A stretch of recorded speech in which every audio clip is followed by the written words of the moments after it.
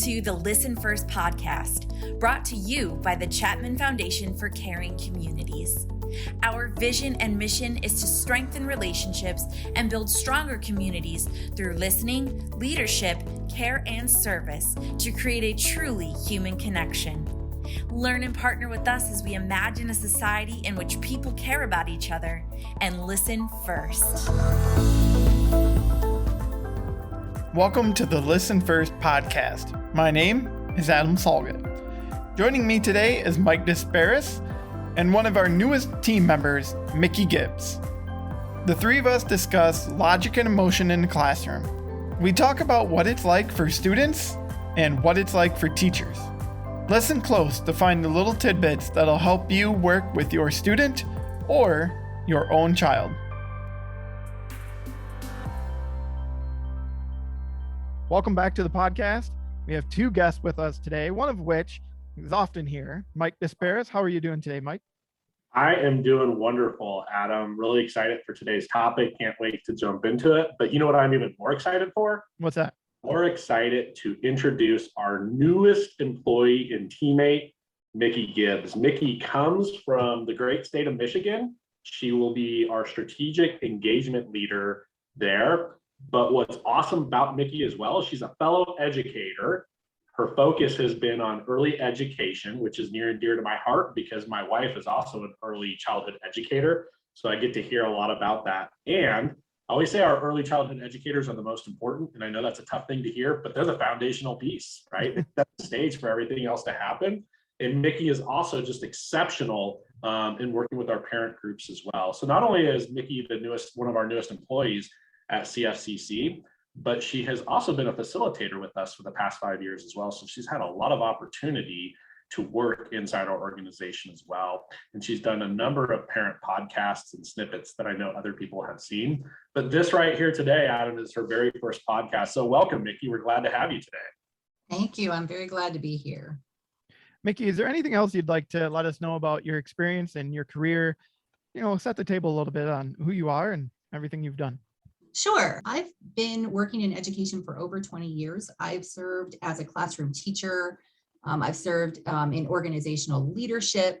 And most recently, I've served the entire system at the county level. So I've had a lot of different experiences with children and parents and organizational leads that really help us get to a point where we can help change the system for better for educators and for parents.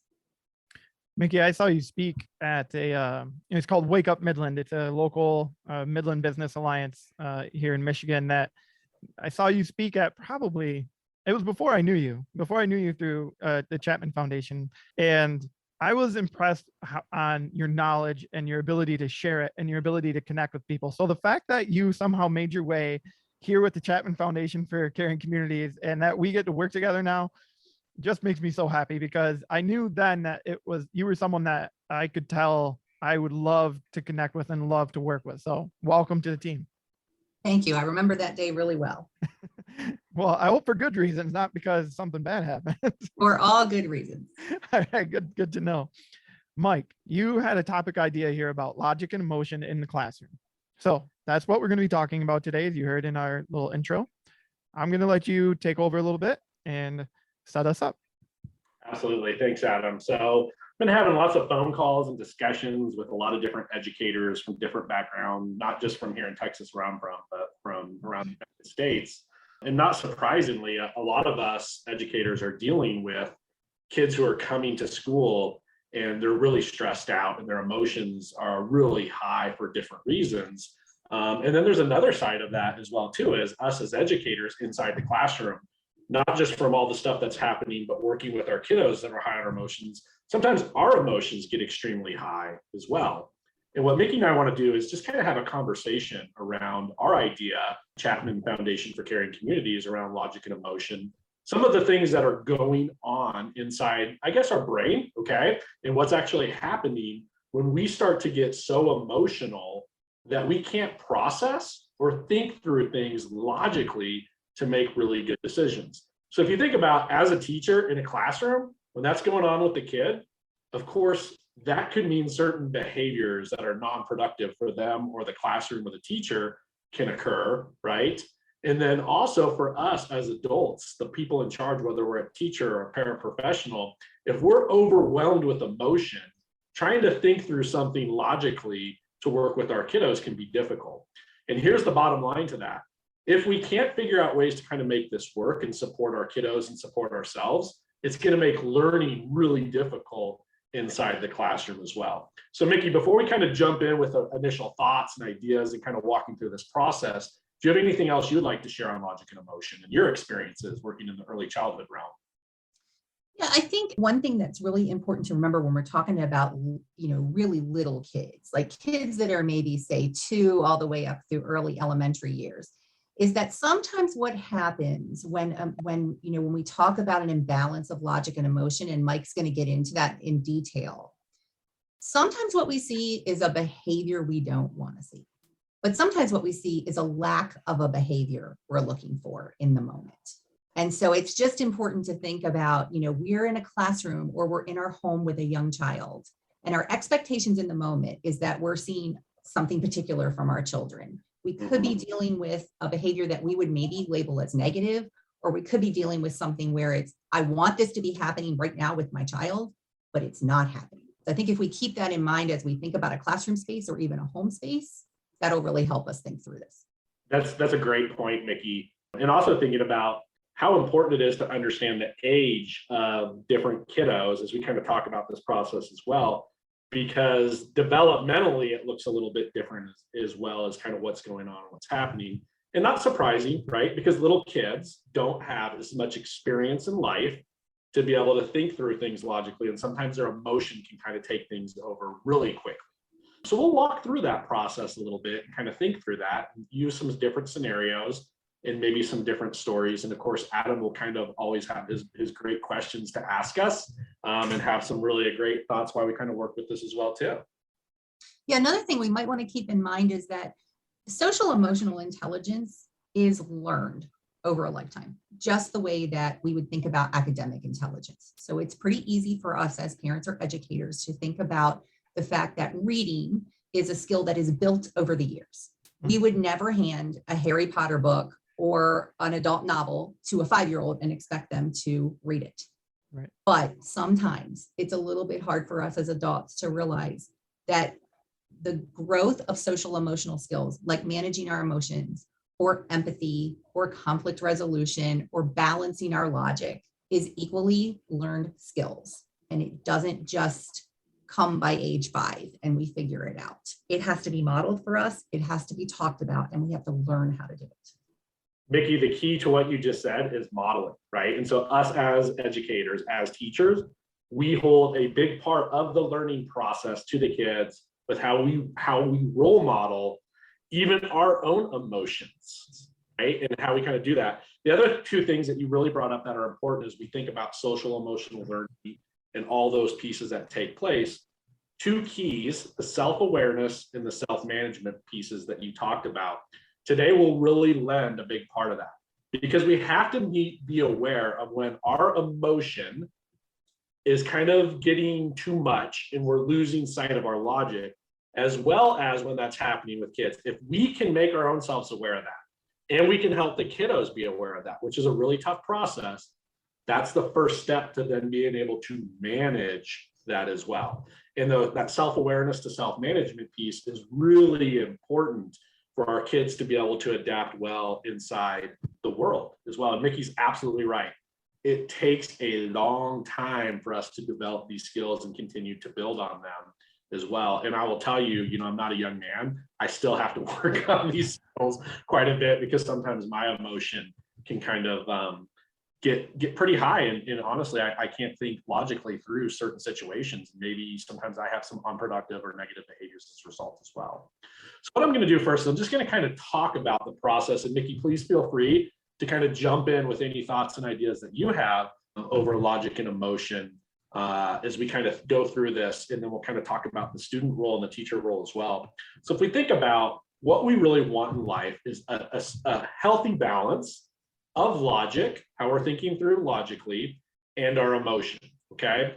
So everything that happens logically inside our brain comes out of our executive functioning part of our brain, or the front part of our brain. That means I can really learn well, I can process information, I can understand things that are coming into me, and I can organize my thoughts in a certain way. Of course, that all has to do with what I can do developmentally at that point in time in my life stages as well. So if I'm an early childhood kid or a little bit older, where that looks at.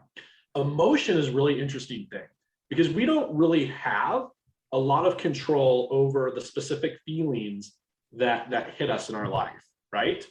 And so we can have the feeling of angry or sad or grief or all these different things kind of happening to us.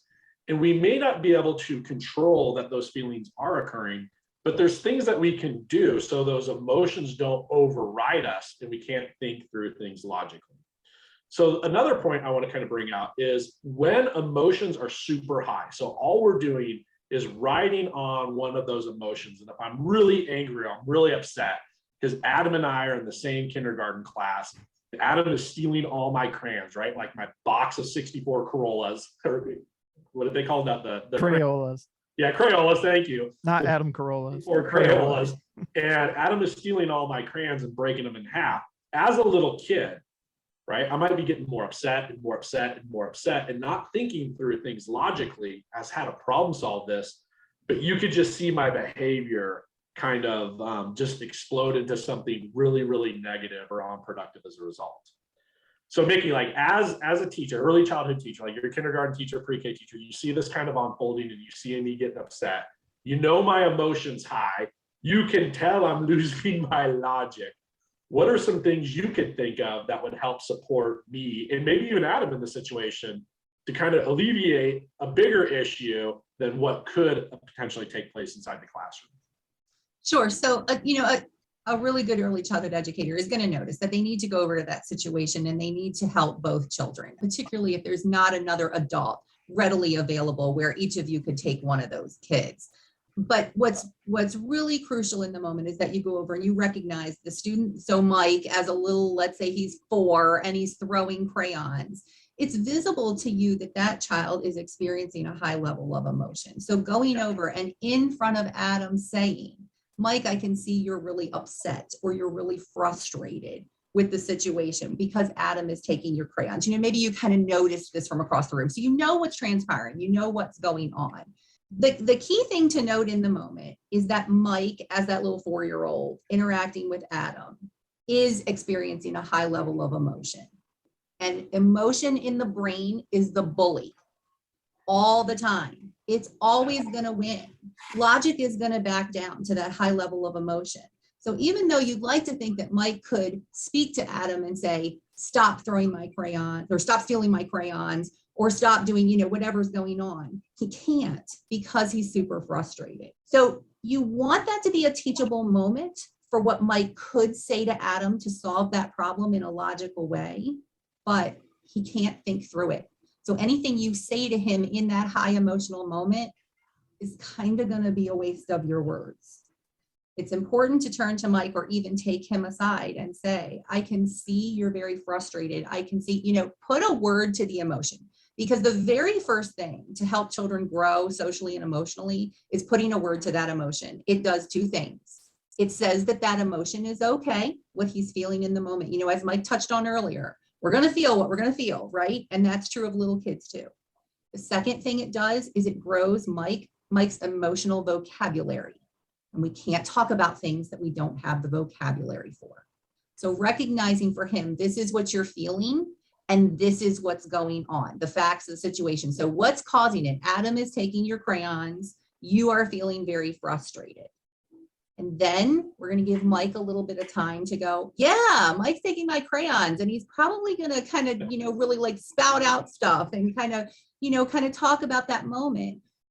But that's the only way for Mike to vent out all of that emotion that's bullying his brain. And until you get that emotion out, you can't talk about the behavior that he might want to choose instead. Because the behavior instead might be to say to Adam, please don't take my crayons. Right. We can't talk about that behavior until we get the emotion out. adult Adam's going to jump in and say that this is such good. I'm like making bullet point notes because my 5-year-old and my almost 3-year-old do this kind of thing a lot, right?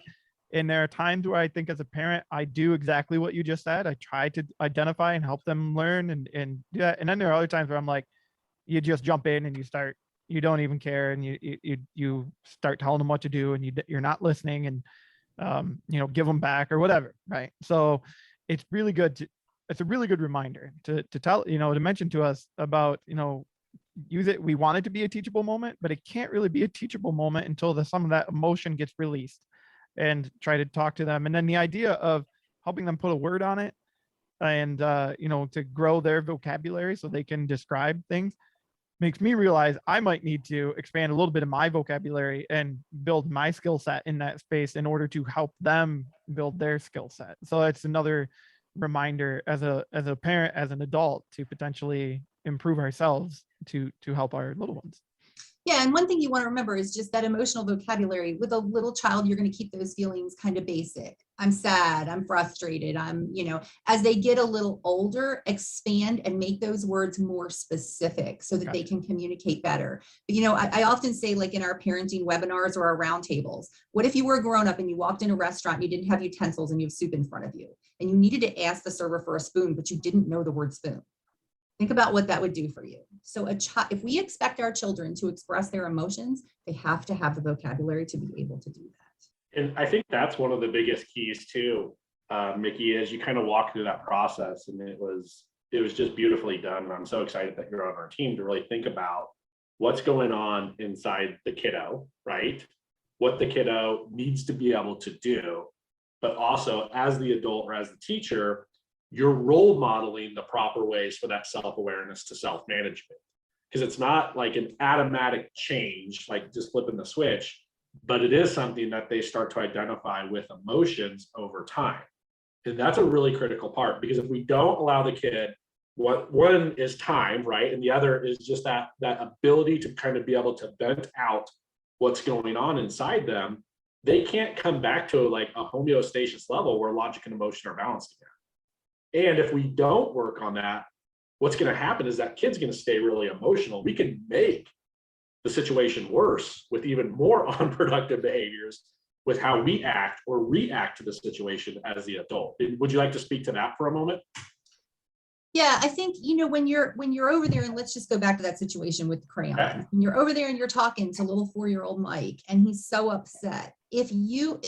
I've been there as a teacher and as a parent where I turn my head, there's a kid throwing crayons, or my kids when they were little, my daughter's hitting my son.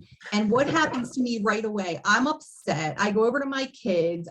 My voice now is raised. You go over to the crayon situation. You were doing something as a teacher. You were busy. Now you have to deal with the crayon situation. So you go over, make sure when you go over to deal with that, you take a deep breath or do what you need to do before you go handle that situation. That sounds easier than it is, but figure out over time as the educator how you can do that.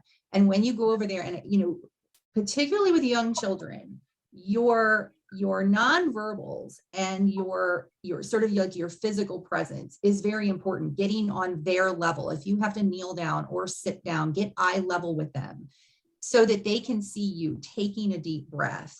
Your emotions are not raised, because what you don't want is if your emotions are high, now little Mike, who's already upset, is going to get, believe me, he's going to get more emotional.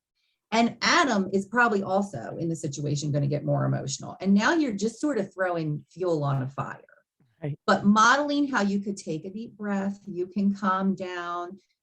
Some children really like touch. You got to get to know the kiddo. Do they like you to just kind of put your hand on their shoulder? Do they like you to sit down with them? Whatever seems to work for that child and what you learn over time. And then as you're working through that feeling and what happened, and little Mike is just, oh, he took my crayons, and he's kind of, freaking out. Kind of say, okay, let's take a deep breath. And you'll start to see their emotion come down. And when you see it come down, it's very visible. That's when you can then say, okay, if Adam takes your crayons, next time let's try this. or you can come get me for help, whatever is age appropriate for the child. Adam mentioned when the three of us happened to be talking earlier offline about expectations for behavior. Sometimes we'll have parents or educators participate in our roundtables. And when they're hearing us talk about this part of the process, they're looking at it like it's a pass on the behavior, or, okay, well, it's like an excuse. It's not a pass on expectations for children, but you can't talk about the expectations and the alternative behavior and what they should be doing until you get them in a space where they can hear you. Emotion plugs up their little ears and they just can't think through it with you like that. So if you want to make the most amount of progress with a child, talk to them when they're in a logical state, not in an emotional state.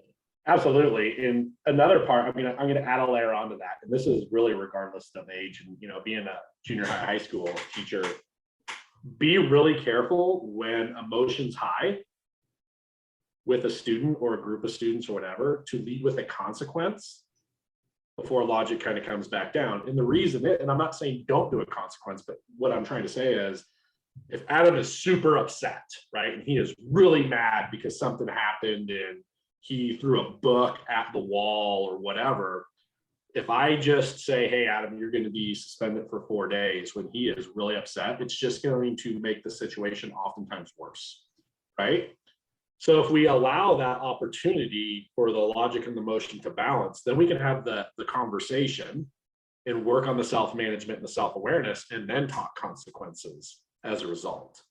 And it's really easy sometimes for us as adults to think, well, if I threaten a consequence, that's going to make the person stop. If we're so overbalanced with that emotion, oftentimes it won't. Oftentimes it won't. Now, for some kiddos, if it's climbing, it might, right? But if you go through the same process of letting them vent it out and then getting everybody to that logic and emotion level, the situation's going to be a lot better for us as adults as well, too, because we're riding that emotion wave. We have to make sure we're carrying our logic as well in that area. It's fascinating, really, to think about, right? And we've all done it. We're all like, if you do this is what's going to happen. Next thing you know, everyone's stealing my crayons and breaking them, and it's chaos. I love this example because it definitely ties to a lot of pieces that I deal with on a daily basis, having young ones. What about our teenagers, parents with teenagers, or teachers that are working with middle school to high school kids? Logic and emotion probably looks a little bit different for them, does it not? Yes and no. Okay. Interestingly enough, it's kind of different because sometimes with older kids, they're not as quick to maybe tell you or to show you that they're emotionally becoming unstable for whatever reason, right? So they might be bottle capping it in or masking it or hiding it, and then it just kind of blows pretty quick. And there's lots of different reasons why that could be, but it's still that same idea as Mickey said. It's like really important to get to know your students and your kiddos and kind of see where that's at, because you have, introverts and extroverts and everything in between. Oftentimes your kids who are extroverts, you can tell when their emotion is starting to ride, whether they're super excited about something or they're super upset over something, right? Some of your introverted kids, it's just tougher because they're very quiet and almost seems calm, but that emotion is happening as well too. And I'm not saying that can't happen in little kids, because it can, but you just have to understand at any point in time, if you don't know your kiddo really well, there's lots of different things that you can kind of be working with and dealing with at one time. So Mickey, any thought? I mean, you have teenage kids as well, or ones that were teenagers. Yeah, we just survived the teenage years. Thank goodness, apparently I'm still here to talk about it. And you can have kids like this wouldn't be uncommon in a middle school classroom, that you've got kids that are coming in and their day, they're already starting their day. I mean, this can happen with little kids too, but let's say, you got a middle schooler and they're already starting their day with a high level of emotion. Something happened at home. Yeah. Just because they're 13, they've got a lot going on, and they might be coming into a classroom, and what you might see in terms of what we would call a behaviorist, they're not engaged in the learning at all. And it's really easy as a teacher to think to yourself, well, they just don't care about their schoolwork. Yeah. It probably comes from another place that's rooted in an emotion. And if you can get to know that child and really gain their trust, where they're willing to talk to you about what's going on, it might not look like it, it's easy to see somebody throwing crayons. It's not always super visible to us when a kid sits in the back of the room and they're not engaged in a lesson.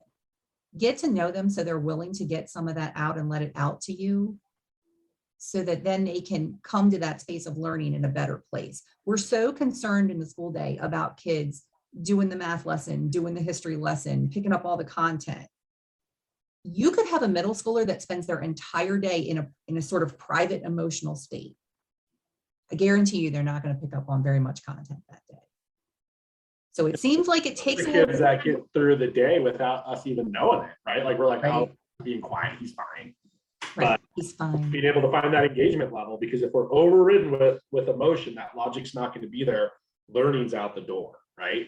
Right. So going to that student and saying something like, I can tell you, you maybe have something going on or something's kind of occupying your mind, and starting that conversation where they might open up to you. It's hard for a teenager. I mean, those are tough years, but giving them that chance to get it out, or finding the other adult in the school that they are close to and are maybe willing to vent it to. Be willing to note that at older ages, for a little while, it might not be you, but who are they close enough to that they could do that so they can make the most of their learning day? You guys, it reminds me of, days that I had in high school when I knew I wasn't going to retain much because of what was going on with friends. And it's not a highly emotional thing for me right now, but I know like it was a big difference when I finally like released a little bit of like what was going on with friends. And I did, I acted out, but for me, because of the upbringing I had, my acting out was more of a silly or more of an outstanding way instead of a real negative, what you would consider maybe negative. But once I got to that point, I mean, I started to flourish more because like once I released what was happening, my brain was able to, comprehend. As adults, as teachers walking into the room, you talked about this with kids, the opportunity that they might be walking in with something on their mind. What about from the teacher perspective, who obviously might have something on their mind that has nothing to do with their work? It might be home related as well, but even work related, and everything that we've been through in the last year, 2 years with regulations and changes and the uncertainty of like, are we going to virtual tomorrow? How quickly things kind of changed. What about thinking about it from their perspective? Well, I'll talk, and then Mickey, you can kind of think through this process as well too and share. As teachers, paras, anybody who's working inside the education system, even parents, the first most important thing to recognize is we're always in that role model situation, right? But also understand, like, there's kind of this term, you need to be a role model 100% of the time. 100% of the time you need to be the role model, right? Easy to say, really easy to say. But at the end of the day, we're human too. Yeah. We bring life to the classroom just like our kiddos do, right? And so our logic and our emotion can get out of balance pretty quick. But we always have to think about two things. One, knowing that this is a really important thing for us to role model. What are the things we can start to do when our emotion starts to creep up, whether it's a kid kind of pushing our buttons, or it's a behavior that's happening, or maybe it's an outside, stress that we're dealing with. How do we bring our logic back to an evil level with our emotions? That's really important. And then there's another side of it too. We actually have training on this inside the Chapman Foundation. What do we do when like maybe our emotion gets so high we lose our logic and a non-productive behavior occurs for us as an adult in front of the kid, right? So there's an interesting scenario to think about. And is, what do you do when you mess up? Like, you got to go back and fix it, because that is a part of self-management in the social emotional world that we want kids to be able to do. Because if I blow up at a student and I start yelling at them and pointing my finger and doing those negative behaviors, and nothing, I don't change it or fix it or go back and work on it with the kid is learning that behavior is actually okay. Because I, as the adult, am the one doing it. So that's like a big thing that you have to really work on as the adult to think about. But also, just like Mickey said, if we're working on the kid to just label that feeling first and then tie it to the behaviors that are occurring, when they are at that homeostasis level, there's so much more work that we can kind of do. So Mickey, your thoughts with the adult side of it as well, because we are human, we have to balance it too, right? Yeah, I mean, you're talking about educators that, they're putting in so much work, particularly right now, they're putting in extra work. Yeah. And it's a difficult job as it is. I would say make sure as an educator that you have a way when you're talking about, it's the morning or maybe it's lunchtime and you're just full of a lot of emotion because you've got a lot going on. You've got some challenging kids in your classroom. Make sure you know what way you're going to vent that out. If it's writing it down, you've got a coworker that's your best friend. Mike calls them swim buddies in our organization. Find your person that doesn't mind you taking a few minutes just to say, here's what I'm worried about today. Here's what's bothering me when I start my day. Maybe it's a significant other at home. It really doesn't matter as long as you have your way. It could be deep breaths. It could be a walk. It could be whatever. Make sure you have that. Many organizations over the past year have developed some pretty cool ways for staff to come together very briefly in the morning, just for like an emotion dump, or here's what I'm worried about. You might be that person in your organization to start something like that. And I would encourage you to do that if you don't already have it. And then make sure that, I think it's great what Mike's covering, that if you make the mistake, and when you go back, if the child is old enough, this wouldn't be appropriate for maybe, a 3-year-old, but let's say they're 6 or they're 10. If you've messed up, when you go back, say, I was really emotional. I was really frustrated. Here's what I should have done. Let's try to start over again. Because then what you're saying to them is, my emotions get out of balance too. And it's all right, because it happens to all of us and it always will. Such good advice. What's really cool about that too is like when the adult is able to do that, that relationship gets so much tighter with that kid, and they work even harder because you feel a connection when someone's able to say, hey, like, guess what? That wasn't all that awesome. And it's not just the I'm sorry, it's here's what I should have done. Because sometimes we see this with adults too, and you see it like maybe in Little League, or you see it in Sunday school or in a classroom, or just parents kind of doing it, like 2 kids kind of needling each other and arguing and kind of that fighting stuff. And finally the adult steps in and kind of like separates them and says, all right, you 2 shake hands and say you're sorry. The kids grab each other's hands and like, sorry. Well, they're still at that high emotional state, right? But nothing was really solved other than a consequence of having to say you're sorry, as opposed to the learning process, what Mickey just kind of walk through, and the more important part of that is. So, and you see sometimes adults just say they're sorry when they're not truly sorry, right? Because they've just learned over time, it's just what you say, and like, you're not really responsible for the behavior that you had at that moment in time. So there's a lot of things you can do just with logic and emotion to think about the power of just teaching this and working through this with yourself and your kiddos. An example that I want to throw out there real quick is I was talking to a friend a few weeks ago about his work situation, and he was explaining to me how, by middle of the afternoon, he's normally, or not even middle of the afternoon, like before noon, he's normally pretty stressed and burnt out. And some of it has to do with work, some of it has to do with, at home. And I just talked to him a little bit about, and truly, I think indirectly, I'm talking about logic and emotion. But I was telling him, if each day you're coming in on a scale of 1 to 10 and you're coming in at a 7 already, every day at a 7, it gives you very little room to handle what's in front of you, and to deal with whatever might be on your plate. So whatever you need to do to come in even at a 6, or hopefully closer to 0, a 1 or a 2, whatever you need to do to try to get there, that's what I told him. I said, so if you need to call me to talk about it, or if it really boils down to a new job, then that may be where you have to go down the road. But for now, just think about it from day to day, and how do you come in at a lower number? And when we started thinking or talking about logic and emotion, that story popped in my head, because I think that's really what I was talking to him about, was coming in with his emotions not in check, as if he cannot do that. Because I feel like when we tell people to get things in check, it's like they're failing. That's not really what we're trying to say. It's just the stereotypical or atypical phrase that we put out there. But I think that's really what I was trying to say to him, was try to find a way to balance these things out, so you come in with more space, right? Yeah, for sure. And it's also really important to remember that we're not trying to get rid of all of our emotion. I mean, emotion is a part of every decision we make every day. It's what makes us human. We don't want it to be gone.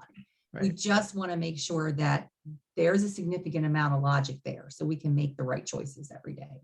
And it's also important to remember that both emotions that we don't like feeling and emotions that we do like feeling can drown out logic.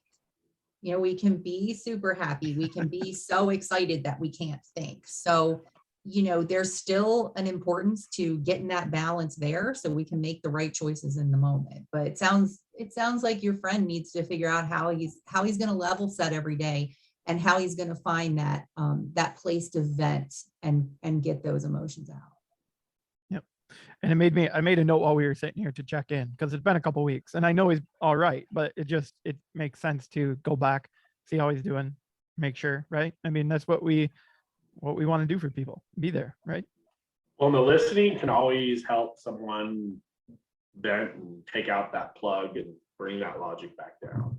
Yep. So, yeah, it's kind of like even in class when we teach, like if we're asking questions or we're giving advice, sometimes we keep that nugget and that emotion gets even higher and a lot, so that's always one of those wonderful pieces, just like you said, Adam, checking in and just listening would be great for you. Mike, I saw you were nodding your head a little bit when Mickey mentioned that sometimes it's positive emotions too, what we would label as positive emotions that can come into play when we get out of balance. Can you touch on that a little more?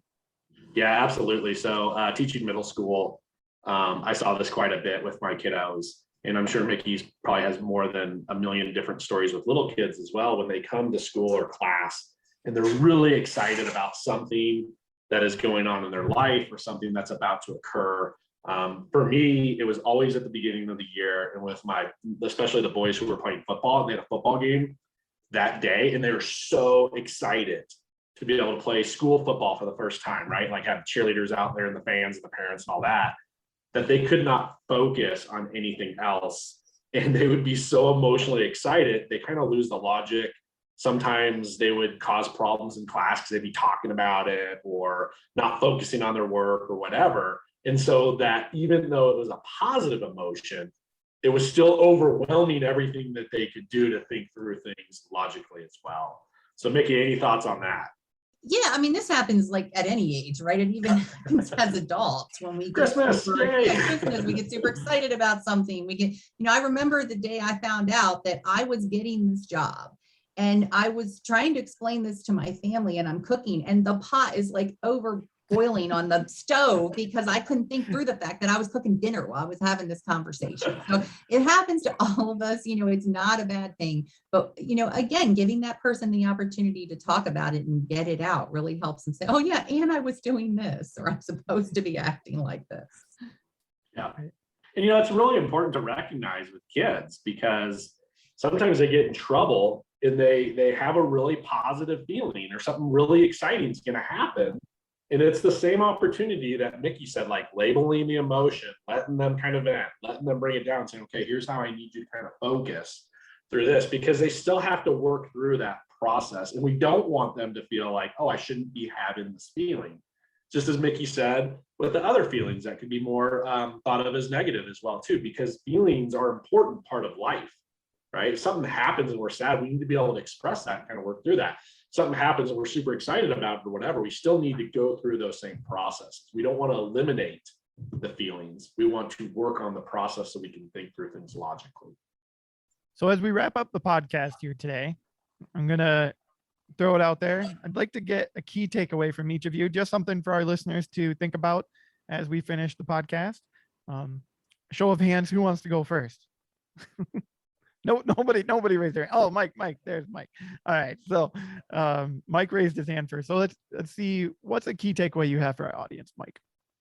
I think one of the key takeaways for me is just as a parent, I got two teenage daughters, one who's a freshman in college, one who's a sophomore in high school. And right at this moment in time, we have some birthday celebrations. One of them's turning 16, getting the driver's license. The other one just went to college and is doing really well. And so there is a lot of excitement in the world, but just kind of thinking about logic and emotion, where they're at, where I'm at, and just kind of helping through those processes as well. So it was kind of a good process for me to go through, even though I know that's how to teach it. I put it in front of you, right? Reminders don't hurt. That's for sure. That is true. Mickey, any thoughts on a key takeaway for our audience? Something for them to ponder? Yeah, if you're an educator and you're listening to this and it sort of feels like, well, this is going to take more time out of my day. The way I would look at this is kind of invested time, because if you take the couple minutes to do this with a child or a teen, what you're going to get is more return than when you try to have the logical conversation. So just kind of think of it as like you're going to get more out of that time with them than you would if you just jump right into the logic. So invest that little bit of time into your students and into your colleagues, other people in your life. And I'll tell you, when you get really good at it, this is a really good common conversation then to use with the parents of those kids in your classroom. It's a super easy thing to pass on and to teach to parents. So as you're in parent-teacher conferences or you're touching base about kiddos, you can say, this is how I'm handling this in our class with your child. How could I help you do this at home? Thank you both for taking the time to talk to us about logic and emotion in the classroom, at home, wherever, or in just our own personal daily lives and how we can manage ourselves better. Thank you both so much. Thank you, Ab. We appreciate it. And Mickey, I'm so excited you're on our team and that you were able to add so much value to today's podcast. And really excited about doing future education podcasts with you. Don't you think, Adam? Like, Mickey's a great guest to just continue to keep bringing on board with us. Not going to hear me argue. I don't know. She might say something, but I'm not going to hear me argue against it. No, thank you. This was fun, guys. I look forward to more.